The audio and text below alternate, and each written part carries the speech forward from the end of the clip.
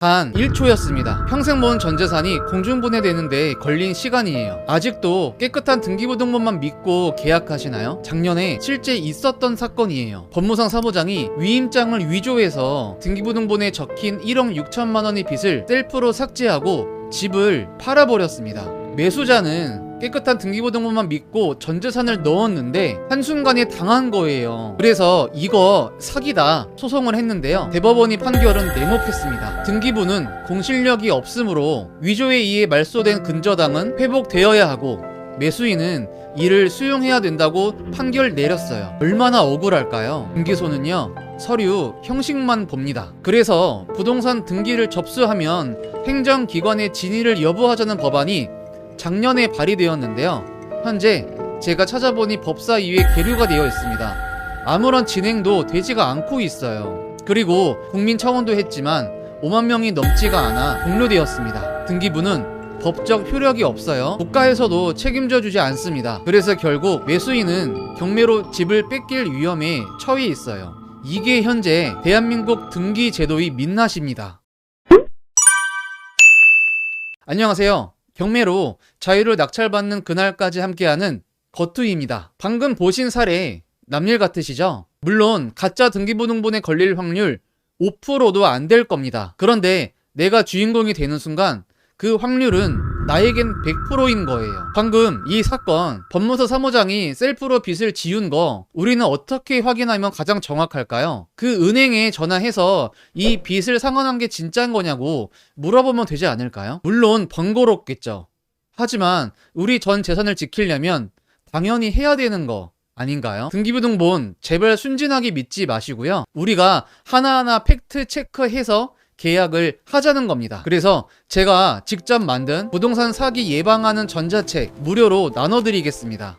그리고 등기부등본 보고 안전하게 계약하는 방법 오늘 영상에서 아주 자세하게 알려드릴게요. 전자책은요, 체크리스트 형식으로 아주 보기 쉽게 작성했으니까요, 초보자분들도 쉽게 읽으실 수 있을 겁니다. 필요하신 분들만 고정 댓글 확인해 주세요. 그럼 바로 본론으로 들어가 보겠습니다. 가시죠. 첫 번째로 등기부등본 보는 방법입니다. 어려운 용어 다 집어치우고 딱 이 세 가지만 기억하세요.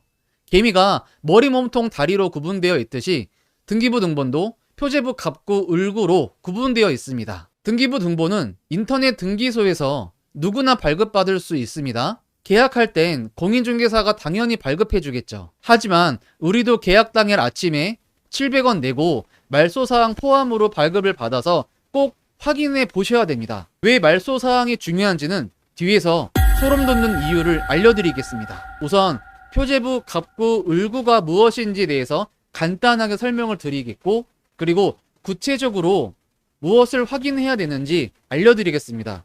자, 천천히 잘 따라오세요. 표제부 먼저 알려드리겠습니다. 표제부에는 어떤 집인지 소개해주는 곳이에요. 아파트인지 빌라인지, 그리고 주소가 어디이고 몇 층 몇 호인지 아주 자세하게 알려주고 있습니다. 다음으로는 갑구입니다.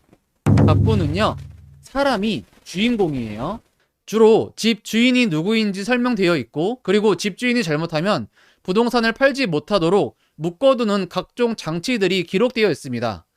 가압류, 압류가 대표적인 거죠. 그리고 을구입니다. 을구는요, 사람이 주인공이 아니라 집이 주인공인 거예요. 가장 많이 보실 수 있는 게 바로 근저당입니다. 집 주인이 은행에서 돈을 빌리면서 만약 내가 돈을 갚지 못한다면은 집 가져가도 된다고 약속하는 겁니다. 이제 조금 더 디테일하게 들어가 보겠습니다. 자, 집중하세요.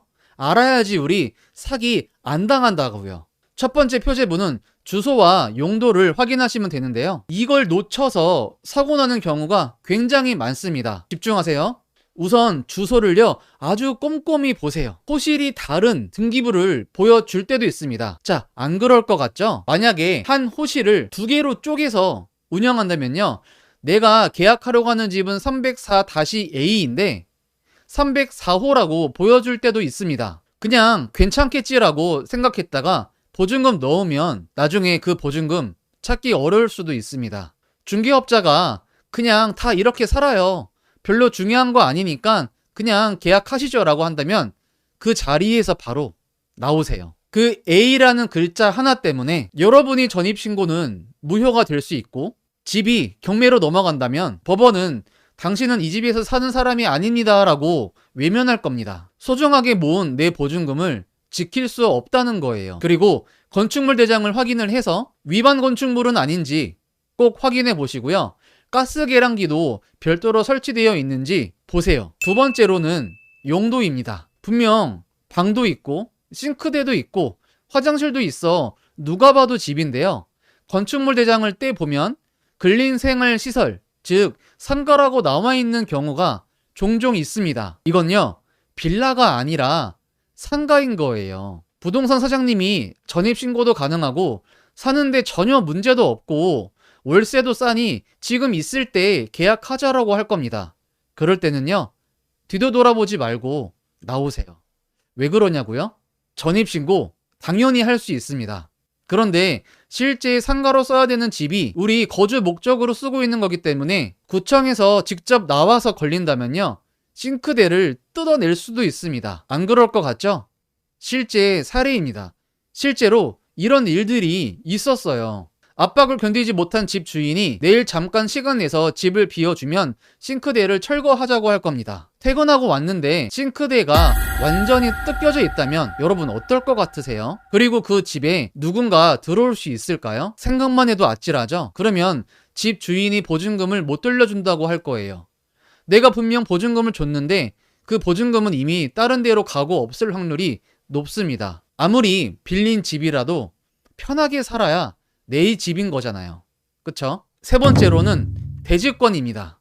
지금 여러분이 살고 있는 집, 등기부등본 표제부에 전유 부분이 건물 표시 바로 아래에 가로 열고 대지권이 비율, 가로 닫고 이 칸이 없나요? 이게 없다면 여러분이 집은 땅을 사용할 권리가 없는 겁니다. 그러면 어떻게 될까요? 갑자기 처음 보는 사람이 배를 누르고 들어오더니 무슨 권리로 이 집에 살고 있냐고 물으며 이 땅의 주인은 나니 월세를 내던지 아니면 건물을 철거할 거라고 하고 사라질 겁니다. 여러분의 멘탈은 바로 무너질 거예요. 자, 소설 속의 이야기가 아니에요. 실제 있었던 사건이었습니다. 그래서 소송까지 갔었는데요. 대법원은 땅 주인이 손을 들어줬어요. 대법원 2017-204247 판결문을 보면 한 개의 호실을 소유하고 있는 사람이 대지권이 없었어요. 그런데 이 대지권을 누군가 경매로 낙찰을 받아서 이 건물 철거하라고 소송을 냈습니다. 그리고 대법원은 토지 주인이 손을 들어줬다는 거예요.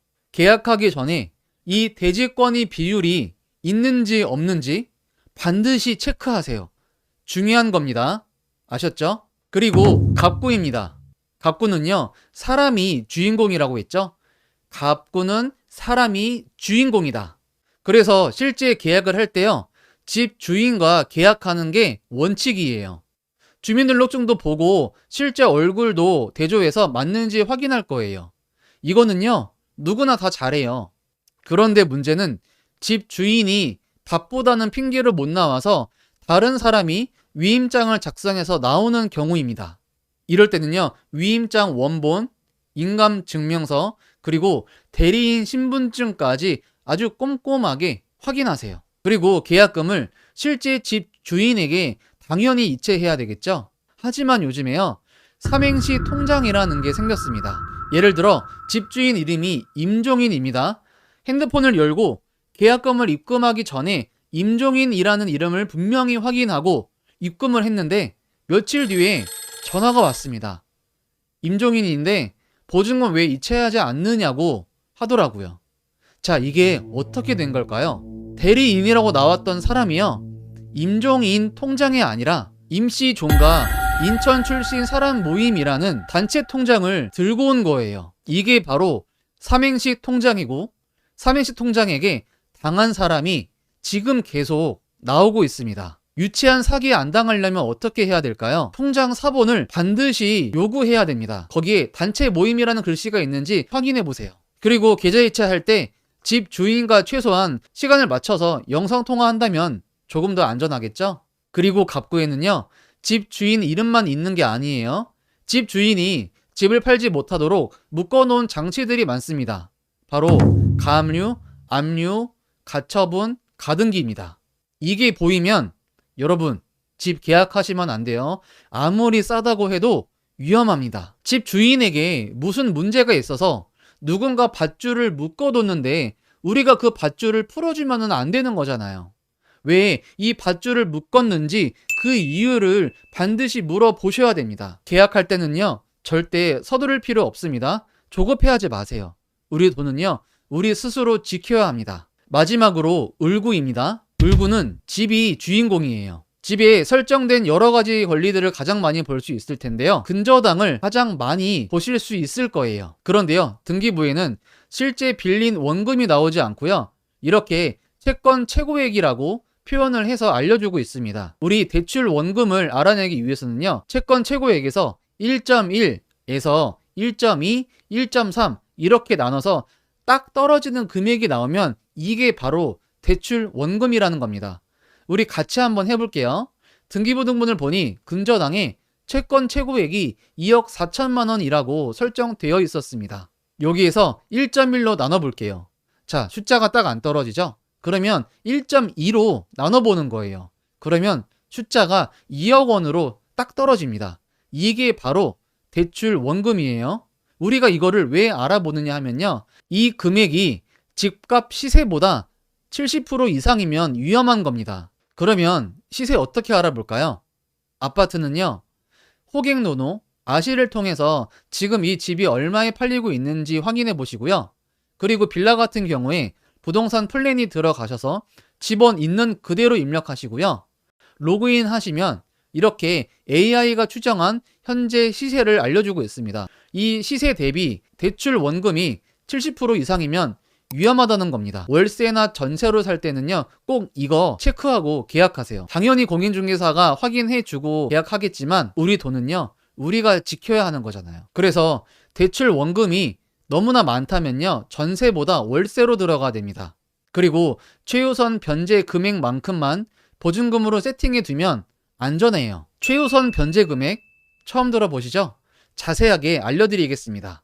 소액 임차인에 해당이 되면요, 경매로 집이 넘어가 법원에서 배당을 해줄 때 최우선 변제 금액만큼 변제해 주는 겁니다. 소액 임차인 기준은요, 내가 계약서를 쓰는 날짜가 아니라 임대인이 근저당을 접수한 날짜가 기준이에요. 경매에 낙찰된 물건을 통해서 한번 같이 보겠습니다. 서울 영등포구 빌라인데요, 근저당을 알고 전입을 했습니다. 그러면 법에서 보증금을 보호해 주지를 않아요. 하지만 소액 임차인에 해당이 된다면 최우선 변제 금액까지는 보호해 준다는 거예요. 이 사건 같은 경우에 근저당이요, 2015년 6월 19일 근저당이 접수가 되었는데요. 그러면 이 날짜를 기준으로 소액 임차인에 해당이 되는지 확인을 하고 최우선 변제 금액만큼만 보증금을 주면 되겠죠. 표를 보니까요, 2015년은 서울은 9,500만 원까지가 소액 임차인이 들어가고요.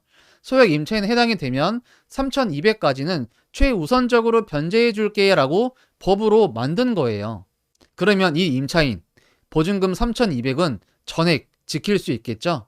만약에 이거를 몰라서 보증금을 9,600만 원 넣었으면 어떻게 될까요? 한 푼도 돌려받지 못할 가능성이 높은 거예요. 이렇게 자세히 알고 있어야 우리 스스로 우리 돈을 지킬 수 있는 겁니다. 공인중개사가 당연히 알아서 해주겠지라고 아주 심플하게 생각하시는 분이 많을 텐데요. 사실 이거를 몰라서 소액 임차인에 해당이 되지 않아서 안타까운 일들이 많이 벌어졌습니다. 자, 그런데 내가 소액 임차인에 해당이 되면 좋으니까 근저당 설정 날짜를 보려고 했는데 등기부 등본에 아무리 찾아봐도 근저당이 보이지를 않아요.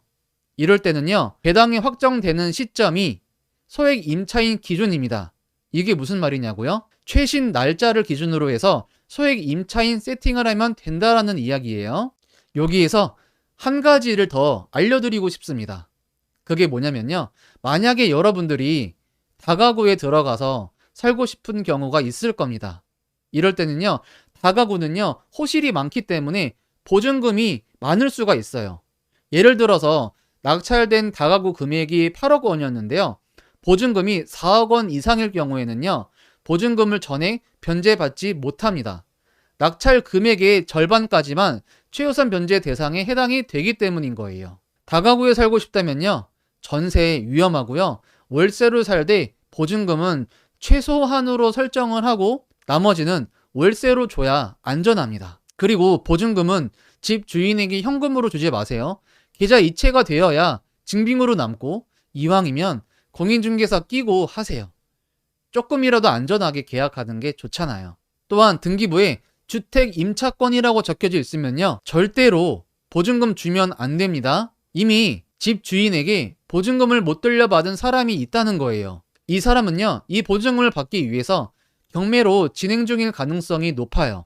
그래서 실제로 집이 경매로 매각이 되면 임차권 등기가 되어 있는 집에 새로 들어온 사람은요, 보증금은 법으로 보호해주지를 않습니다. 마지막으로 등기부등본을 볼 때는요, 유효한 사항만 보는 게 아니에요. 이미 삭제되어진 권리들도 같이 보는 겁니다. 등기부등본 옆에 이렇게 현재 유효사항이라고 나와 있으면요, 지워진 문신들을 볼 수가 없습니다. 과거에 위험한 사항들도 같이 보는 게 안전하겠죠?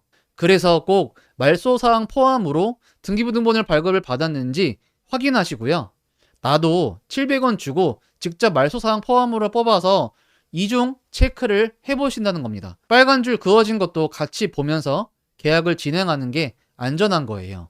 과거에 압류도 있었고 가압류도 있었고 임차권 등기까지 있었더라면 집 주인이 돈 문제가 앞으로 있을 가능성도 높다는 거겠죠? 이런 집은요, 나중에 보증금을 제때 못 줄 확률이 높은 겁니다. 아셨죠?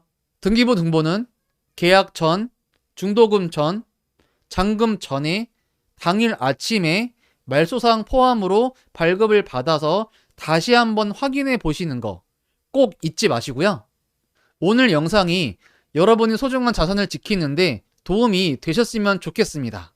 집을 계약하려고 하는 친구들이 있다면 이 영상 공유해 주세요. 부동산 사기를 예방하고 안전하게 계약하는 방법을 담은 전자책 필요하다면요, 고정 댓글 확인해 주시고요. 다음 주에도 좋은 정보로 찾아오겠습니다. 다음 주에 봬요. 감사합니다.